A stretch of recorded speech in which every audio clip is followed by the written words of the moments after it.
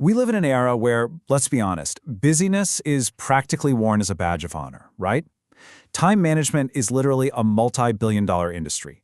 But what if our entire relationship with work and time is built on outdated and maybe even harmful foundations?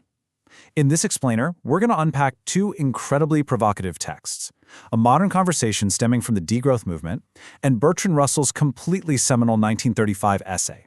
Together, they absolutely challenge the gospel of toil. Let's dive in. It's the central paradox of our modern lives. Think about it for a second. We've got endless time-saving technology, everything from instant communication to automated washing machines. Yet, we constantly feel stressed out, rushed, and totally overworked. We're going to look at exactly why this happens and how some pretty brilliant thinkers propose we can actually reclaim our lives. The modern slow movement and the degrowth authors frame this issue perfectly. They call it time poverty, and they point out that time itself has literally become a commodity. Relying on the historical work of E.P. Thompson, they show how this whole thing really kicked off when the clock arrived on the factory floor back during the Industrial Revolution. Suddenly, the bodies and movements of workers were strictly controlled. They were quantified. Your worth became tied entirely to how much you produced within a specific time frame. Time wasn't just something you experienced anymore. It became a resource to be managed, saved, or wasted by an overarching economic system.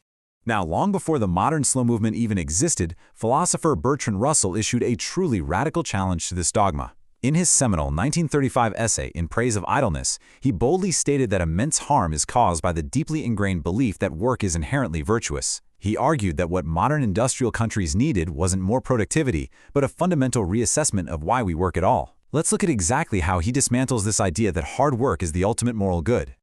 Which brings us to our first core theme, the cult of work and deconstructing the gospel of toil. Russell actually starts with this brilliant, slightly humorous, totally objective definition of what work actually is. He divides it into three tiers. First up, you have altering the position of matter at or near the Earth's surface. Basically, physical labor. It's usually pretty unpleasant and ill-paid. The second kind is telling other people to do so. Think management and politics. This one is pleasant and highly paid. And then there's a third class. These are the folks who simply own land and make others pay for the privilege to exist and work on it. These landowners don't work at all, yet their desire for comfortable idleness is, according to Russell, the historical root of this whole gospel of work that they preach to everyone else. You see, Russell asserts that the morality of work is actually just a massive hangover from pre-industrial ruling classes. In primitive and feudal times, peasants produced a really slender surplus of food. Instead of keeping it, sheer force compelled them to hand it over to warriors and priests. Over time, to reduce the need for actual physical force, these ruling classes established an ethic, a duty, that working hard for others was morally right. Russell boldly calls this a slave morality. And he argues that keeping it alive today in our technologically advanced era is just completely unnecessary.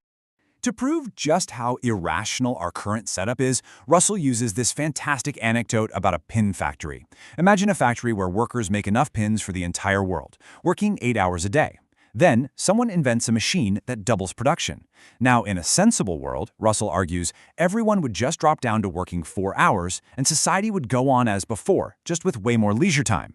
But what actually happens? We keep the 8-hour day, we create twice as many pins as the world needs, we bankrupt competing employers, and we fire half the workers. We literally turn the blessing of invention into the curse of unemployment and overwork. It's wild.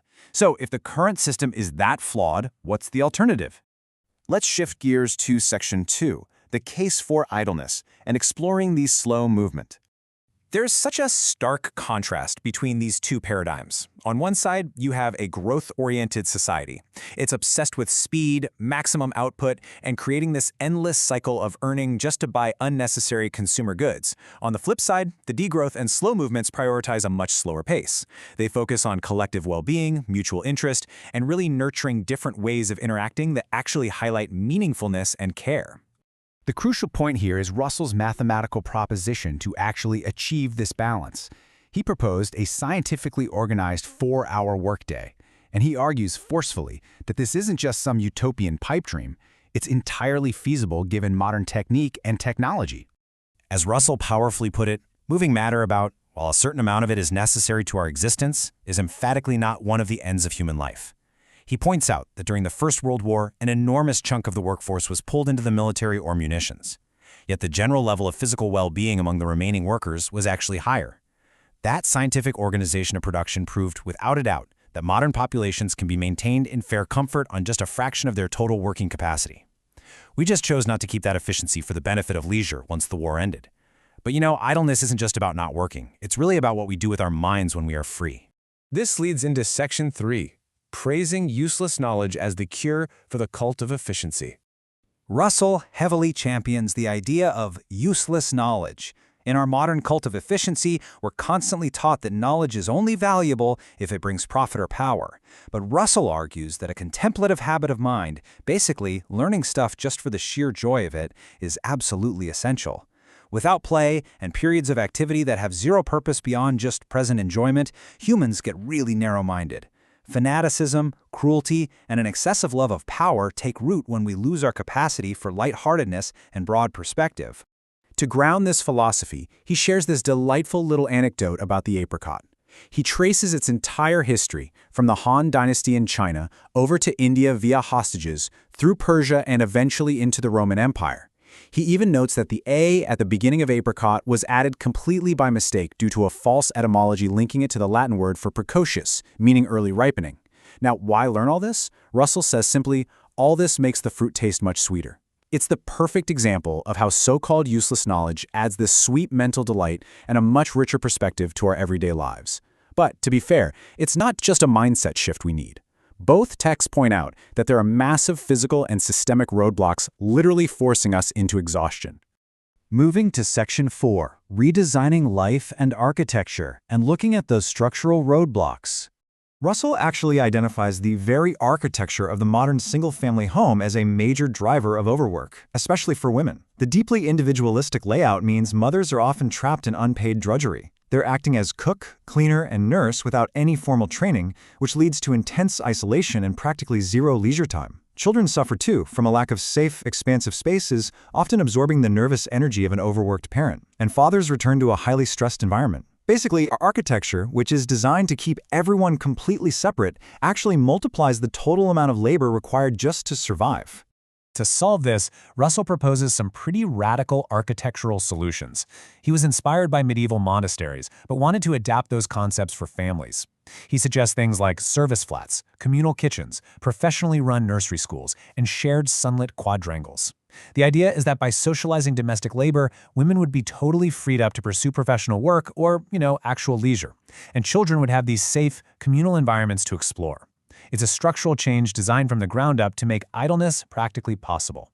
However, we absolutely have to acknowledge a critical caveat raised by the Degrowth authors. They call it the paradox of slowness. Right now, slowness is often a luxury that's only affordable to the highly privileged. Take a young academic, for instance. The modern neoliberal system forces them to frantically publish papers just to secure a basic future. You can't just choose to be slow in that environment without risking your entire livelihood. Slowness for some, right now, currently requires others to overwork to compensate. So making society truly slow requires massive systemic change, not just a few individual life hacks.